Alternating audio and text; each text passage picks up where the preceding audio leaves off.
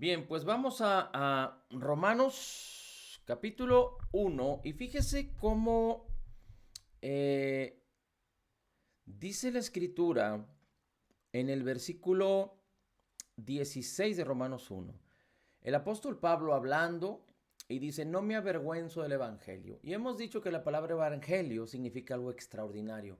No solo buenas noticias, sino noticias tan buenas, tan buenas, tan buenas que para el hombre natural podrían parecer que no son verdad. Podrían parecer increíbles. Pero para el creyente nacido de nuevo es importante que pueda entender la magnitud de lo que esto significa. Las buenas noticias es el mismo Dios creador del cielo y de la tierra manifestando su gran amor sobre nosotros en Cristo Jesús, el mismo Señor Jesucristo siendo Dios eterno, 100% Dios, 100% hombre, entregando su vida por amor a nosotros sin merecerlo y no solo conquistando la muerte y resucitando al tercer día, sino dándonos la garantía de su justicia. Dice la escritura que Él resucitó como garantía nuestra para que atrayéndonos Él a nosotros hacia Él, es decir, porque no es que podemos jactarnos ni siquiera de que nosotros le buscamos, no, Él nos buscó, de alguna manera Él nos llamó. Y nosotros consentimos en escucharle. Nosotros consentimos en abrir nuestros oídos y nuestro corazón a Él. Nosotros consentimos el que Él nos tomara en sus manos, en sus brazos. No, ni siquiera podríamos jactarnos de decir que nosotros lo buscamos. No, Él es el que hizo la obra en nosotros y Él es el que está haciendo la obra en cada persona en este mundo. Hay quienes ya lo rechazaron, hay quienes aún están en ese proceso porque el Espíritu Santo está trabajando en ellos. Pero Dios, recuerde, siempre le da el derecho al hombre a decidir. Pero el Evangelio son las cosas extraordinarias de Dios en un nivel glorioso, no como el nivel limitado de los hombres, en donde nosotros limitamos a Dios y pensamos como hombres y solo de acuerdo a lo que vemos, oímos, hablamos, a lo que hemos experimentado. No, el Evangelio no tiene que ver con cómo nos ha ido en la feria, ni al que le ha ido mejor, ni al que le ha ido peor. El Evangelio tiene que ver con Cristo y cómo Jesús conquistó por nosotros y resucitó. Y dice la escritura, Dios nos dio a su Hijo y nos dio con Él todas las cosas.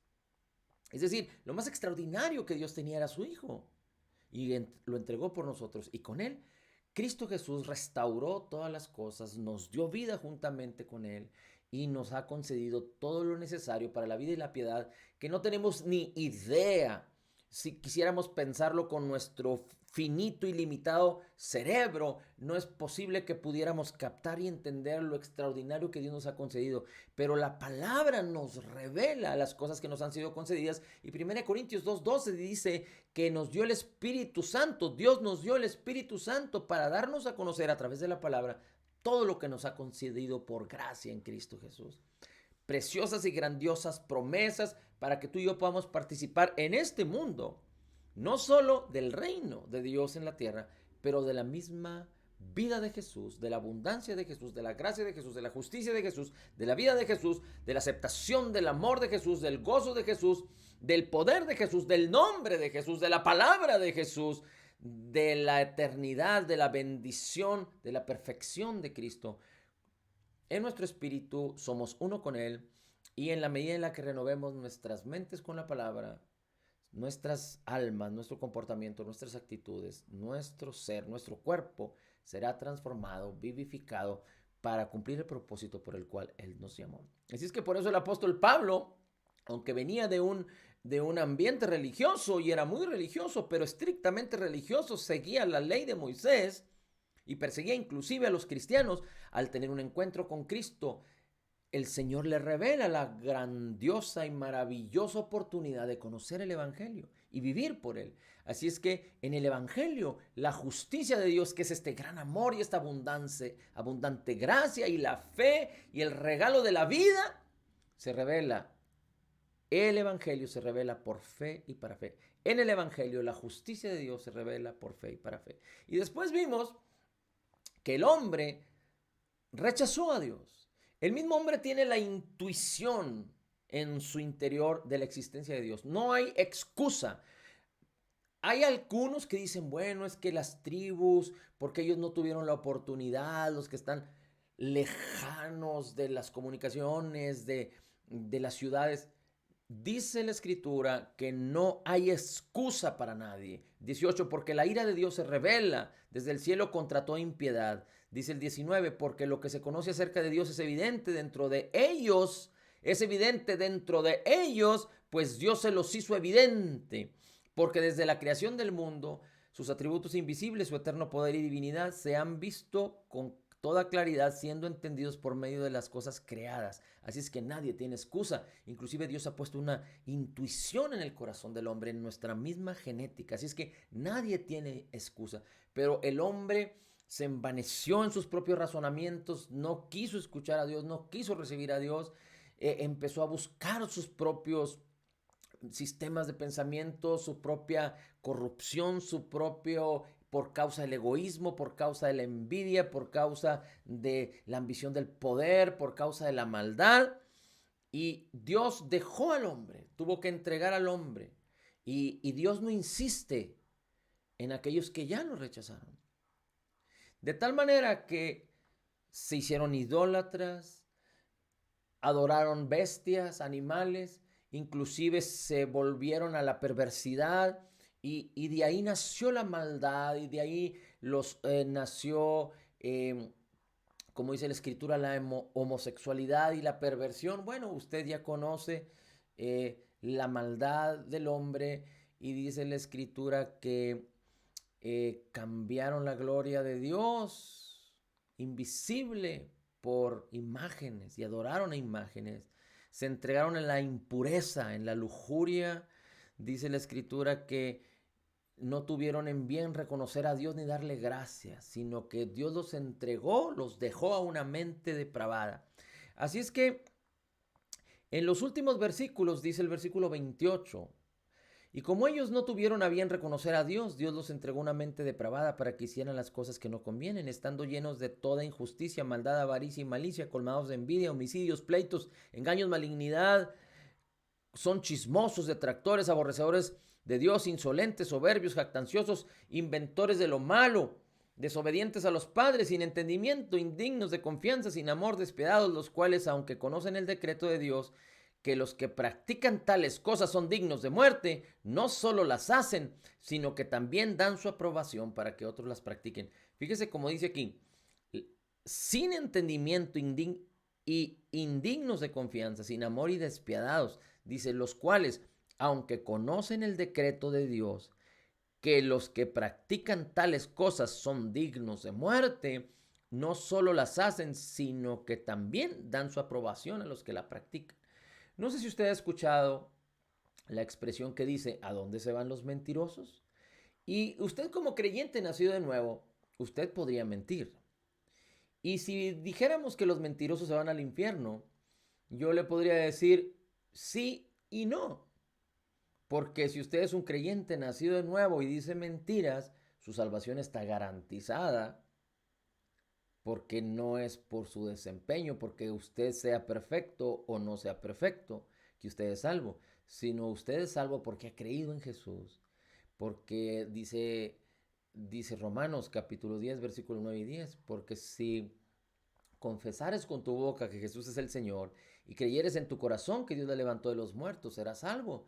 Porque con el corazón se cree para justicia y con la boca se confiesa para salvación. Así es que si usted dice mentiras, si usted no es perfecto, si usted comete errores, pero usted es una criatura, un creyente nacido de nuevo, déjeme decirle que usted no puede perder la salvación. Porque Cristo no murió en vano. La salvación de Cristo no es tan endeble para que usted la pueda destruir con sus errores. Es muy diferente que usted rechace a Jesús.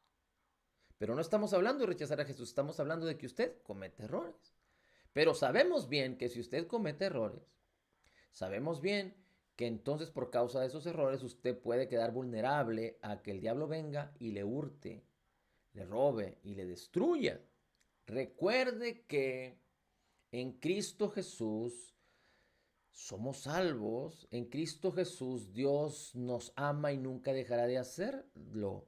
somos justificados por la fe.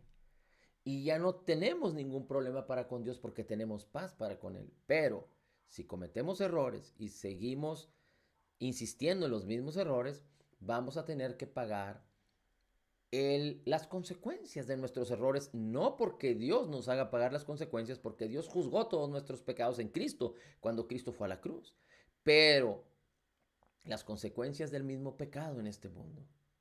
Así es que no nos conviene a los creyentes distraernos.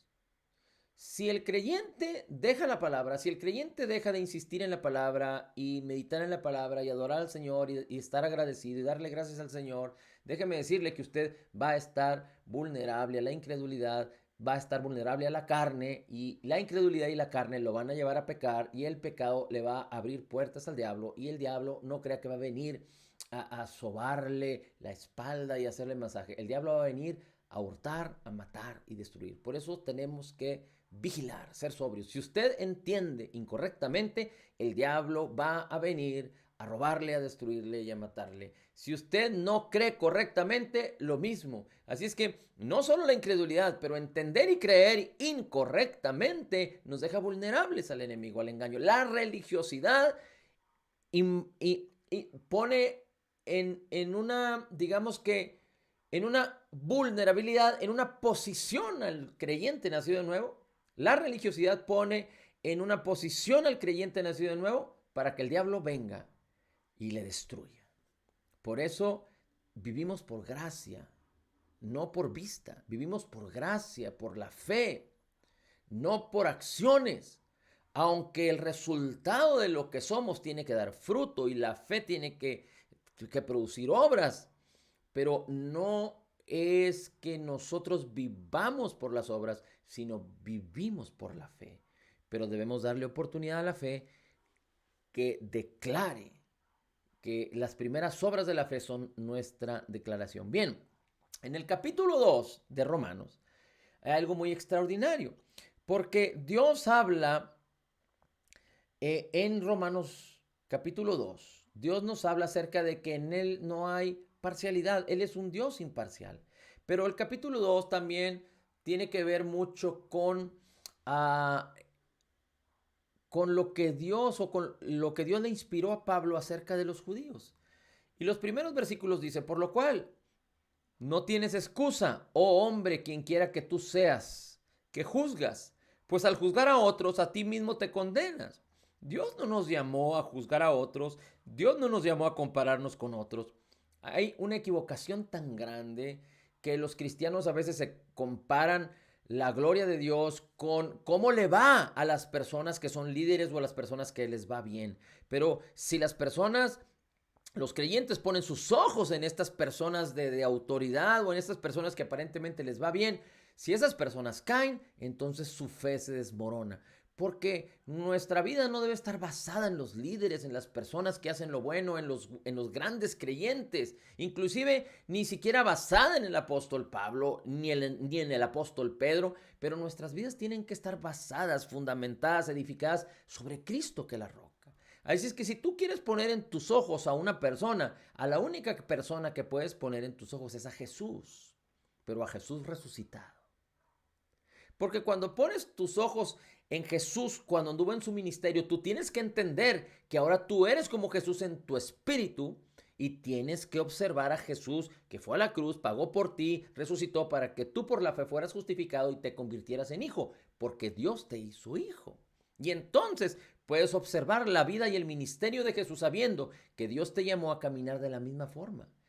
Pero tú no puedes manifestar el carácter de Jesús, pero tú no puedes manifestar la misma vida y vigor del cuerpo de Jesús, y tú no puedes anhelar y desear caminar en las obras de Cristo si antes no permites que la palabra de Dios, poniéndola delante de tus ojos, en tu boca, en tus oídos, una y otra vez, renueve tu mente.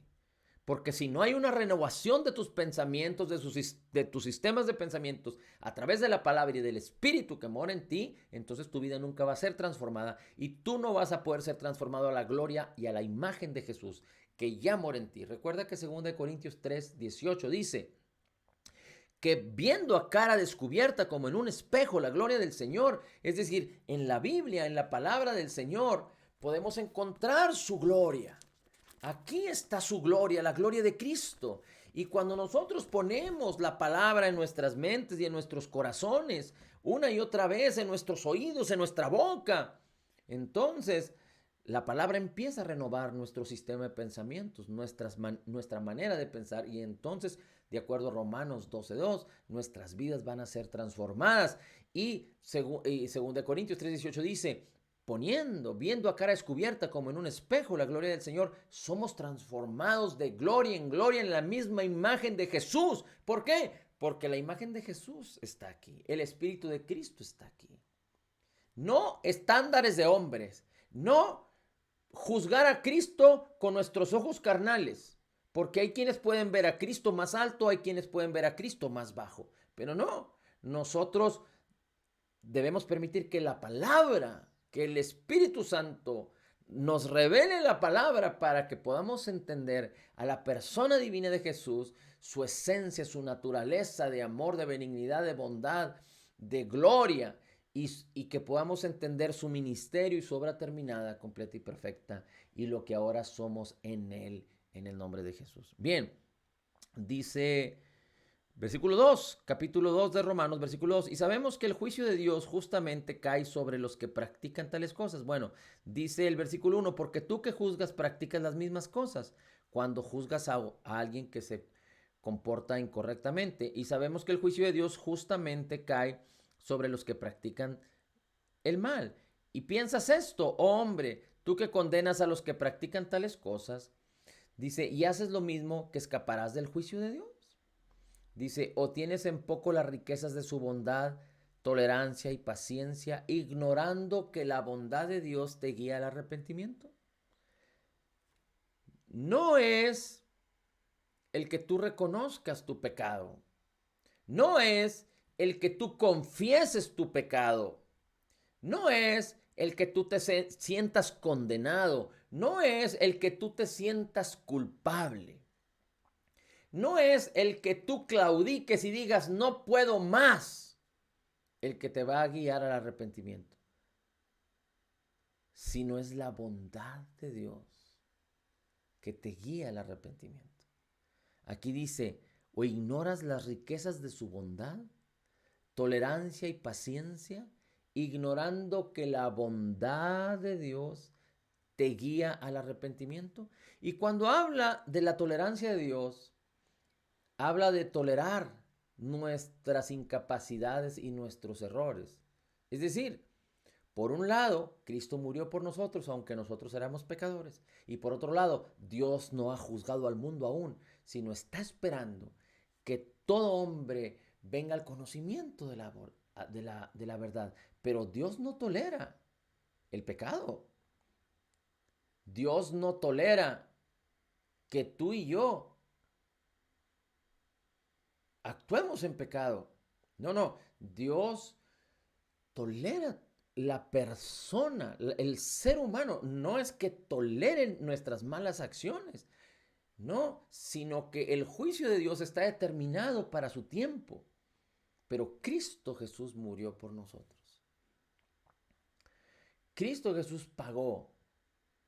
Cristo Jesús derramó su sangre y su sangre nos limpia de todo pecado, dice la Escritura, pero todos nuestros pecados ya fueron juzgados y perdonados en Cristo. Así es que hay quienes no han venido a Cristo, pero Cristo pagó por el pecado de todo el mundo, no solo los de los creyentes nacidos de nuevo, sino por los pecados de todo el mundo.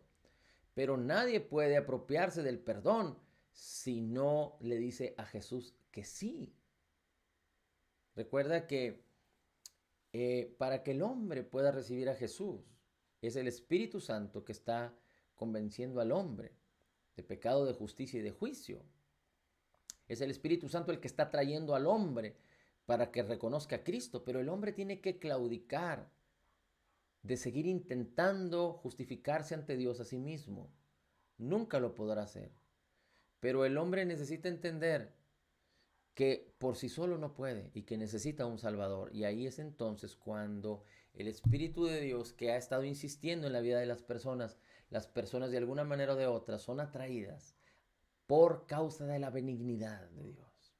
Aquí es algo muy interesante porque a veces los pecadores vienen a convertirse a Cristo y una vez que se convierten en las organizaciones religiosas o en la religiosidad de los cristianos, pierden de vista que la vida en Cristo es por gracia a través de la fe, no por exigencias humanas. Pero entonces vienen los nuevos creyentes a las organizaciones religiosas y su vida se convierte en un martirio porque les ponen exigencia que tienen que apartarse, que tienen que leer tanto tiempo la Biblia, que tienen que comportarse de una manera, en lugar de permitir que la benignidad de Dios los atraiga hacia Dios, que haga voltear sus rostros a Jesús y que la palabra los renueve sus mentes y sus vidas sean transformadas por el poder de Dios. No, los ponen en exigencia y entonces tal parece que la vida del creyente empieza a ser sufrida, no por el vituperio del evangelio, sino sufrida por lo que tenemos que cargar y a veces nos sentimos culpables y condenados porque no cumplimos las exigencias de hombres en la religiosidad. ¿Cómo es posible que las iglesias o que los creyentes aceptan a los pecadores que vienen perdidos para venir a Cristo y una vez que se convierten les ponen tales exigencias que les hacen la vida imposible? Pero el evangelio no es así. Dice la escritura, el versículo 5, mas por causa de tu terquedad y de tu corazón no arrepentido. Y está hablando aquí de aquellos que tengan ese corazón. No arrepentido es un hombre que sigue pensando, una persona que sigue pensando en las cosas de este mundo, en su carnalidad, en su yo, y no ha volteado a ver a Jesús, no ha volteado a ver a Dios. Arrepentimiento es eso. El Señor Jesucristo dijo, arrepentidos porque el reino de los cielos se ha acercado. Y lo que el Señor estaba diciendo es, voltea hacia Dios. Deja de voltear hacia ti mismo y voltear hacia otros lados porque hay culpa, condenación y muerte. Pero cuando volteas hacia Dios hay vida y salvación. Está el reino de Dios. Voltea hacia Dios y recibe la benignidad y la abundancia de su gracia y el regalo de su justicia. Dice después, mas por causa de tu terquedad y tu corazón arrepentido estás acumulando ira para ti en el día de la ira y de la revelación del justo juicio de Dios, es decir, para el día postrero, en el cual cada uno pagará conforme a sus obras. A los que por la perseverancia en hacer el bien buscan gloria, honor e inmortalidad, vida eterna. Es decir, esto es para los creyentes, pero a los que son ambiciosos y no obedecen a la verdad, es decir, a los que rechazan la palabra, a los que rechazan a Jesús, dice, sino que obedecen a la injusticia, y la injusticia tiene que ver con todas las obras humanas, con todo lo que tiene que ver con este mundo, con los sentidos y no con la palabra y no con Cristo. Dice, ira e indignación va a ser el resultado de ellos. Habrá tribulación y angustia para toda alma humana que hace lo malo, al judío primeramente y también al griego, es decir, para todos, sin acepción de personas, para los judíos y para los griegos, para los que caminen separados de Dios, hay ira e indignación, los que rechazan a Jesús, pero para ti y para mí, los creyentes nacidos de nuevo, vida eterna. Y recuerda, es por gracia, a través de la fe, y aún la fe es un regalo de Dios. 10. Pero gloria y honor y paz para todo el que hace lo bueno, al judío o al griego, porque en Dios no hay acepción de personas. Versículo 12, pues todos los que han pecado sin la ley también perecerán. Y todos los que han pecado bajo la ley, por la ley serán juzgados. Porque no son los oidores de la ley los justos ante Dios, sino los que cumplan la ley, esos serán justificados. Así es que si tú o alguien osa o desea cumplir la ley, tiene que cumplir perfectamente toda la ley por toda su vida de una manera perfecta, porque si infringe en un punto, quebranta toda la ley para siempre. Y entonces es merecedor de la maldición de la ley. Y si es juzgado por la ley, va a ser encontrado pecador. Recuerda, la ley tiene que ver con hacer entenderle al hombre que no puede justificarse, que no puede cumplir por sus propias obras, no puede cumplir la ley, ni observarla, ni intentar hacerla, ni observar los días, ni guardar los días, ni guardar las fiestas. No tiene nada que ver con el nuevo pacto en Cristo Jesús. La ley simplemente fue un ayo, fue un tutor, fue enseñarle al hombre que el estándar de Dios es tan alto que humanamente no es posible cumplirlo. Es como dijimos ya, el estándar de Dios, que es la ley, es como el hombre puede saltar máximo 2 metros, 2 metros 10, 2 metros 20, 2 metros y medio, no sé, los que más puedan saltar en un salto sin ayuda, simplemente con sus piernas. Pero cuando la ley fue establecida, digamos, para mantener este ejemplo, Dios les dijo, ok, tienes que saltar continuamente 20 metros. ¿Cómo es posible que un hombre que salte 2 metros y medio, pueda saltar 20 metros? Es imposible de altura. Es imposible. Y Dios lo puso de esa manera. La ley, que la ley es perfecta, pero no puede hacer perfecto al hombre. La ley es buena, pero no puede hacer bueno al hombre. La ley es justa, pero no puede justificar al hombre, porque el hombre, para ser justificado por la ley, tiene que cumplir la ley y vivir por ella. Pero es como si cada salto de su vida tuviera que ser de 20 metros y es imposible. Y los hombres en su terquedad y en su necedad y en su velo que tienen puesto en sus ojos siguen intentando cuando saben que la limitante son 2 metros y medio y siguen intentando hacer la ley queriendo saltar 20 metros, sabiendo que en cada momento, en cada intento están quebrantando la ley, irrumpiendo la ley y están quedando bajo maldición y bajo condenación. Así es que el que quiera vivir por la ley tiene que cumplirla a su perfección para ser justificado por la ley. Solo Cristo, 100% hombre, 100% Dios, en quien no se halló pecado, no hizo pecado y no se halló en el pecado, no hizo pecado y no conoció pecado. Solo Él pudo cumplir la ley porque era Dios mismo hecho carne, 100% Dios, 100% hombre. Perfecto. Y la ley Jesucristo la llevó a su plenitud, es decir, la completó para que la ley no fuera más como exigencia, como parámetro del hombre para alcanzar a llegar a ser, sino que ahora, por lo que Dios ha formado en nosotros y nos ha hecho hijos y por lo que Dios ha depositado en nosotros, en la medida en la que nosotros renovemos nuestra mente con la palabra, vamos a ser transformados de tal manera que la manifestación de la bondad, de la benignidad, de la gloria de Cristo podrá expresarse en nuestro carácter, nuestro comportamiento, nuestras acciones. No como exigencia, no como norma, no como obligación, sino como resultado de que somos hijos del gran Rey, que somos hijos de Dios en Cristo Jesús, que no andamos por vista, sino por fe. Aunque seamos hijos, si andamos por vista, si andamos en nuestros sentidos, no vamos a manifestar la gloria de Jesús. Pero si ponemos nuestra mente en las cosas del Espíritu, entonces tendremos vida y paz y entonces estaremos reinando y conquistando para bendición nuestra, de nuestra familia y de muchos más para que vengan al conocimiento de la verdad. Dice el versículo 14, porque cuando los gentiles que no tienen la ley cumplen por instinto los dictados de la ley, ellos no teniendo la ley son una ley para sí mismos, ya que muestran la obra de la ley escrita en sus corazones, su conciencia dando testimonio y sus pensamientos acusándolos unas veces y otras veces defendiéndolos. Al que no está sujeto a la ley no le condena, pero sus acciones en un momento dado sí o no. En el día en que, según mi evangelio, Dios juzgará los secretos de los hombres mediante Cristo Jesús. Cuando tú y yo seamos juzgados en el día postrero, no vamos a ser juzgados para juicio, porque el juicio, como hemos dicho una y otra vez, el juicio de Dios, el juicio de la justicia de Dios fue en Cristo Jesús cuando fue a la cruz. Pero seremos juzgados mediante Cristo Jesús, de acuerdo a lo que hagamos en este mundo, para bendición y recompensa, no para maldición y como los demás que no conocen a Dios.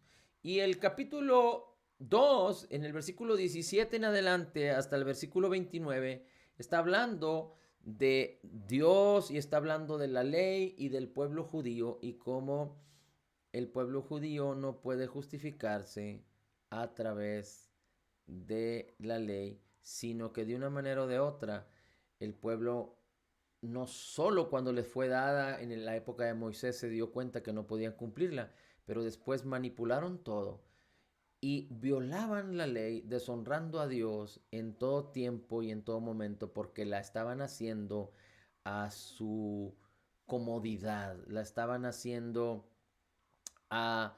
manipulando para hacerle creer a los demás. Inclusive ellos se la creían que la estaban cumpliendo. ¿Recuerda usted al publicano que estaba en el templo y al fariseo? Y el publicano estaba diciendo que era pecador, pidiendo perdón al Señor.